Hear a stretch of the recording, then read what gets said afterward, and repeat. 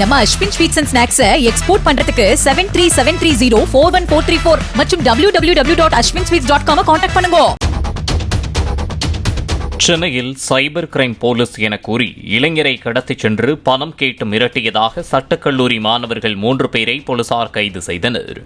புதுப்பேட்டையைச் சேர்ந்த ரஃபீக் என்பவர் 1,28,000 ரூபாய் சைபர் மோசடி செய்துவிட்டதாகவும் மேலும் 72,000 ரூபாய் சேர்த்து 2 லட்சம் ரூபாய் கொடுத்தால் விட்டுவிடுவதாகவும் கடத்தியவர்கள் மிரட்டல் விடுத்ததாக கூறப்படுகிறது.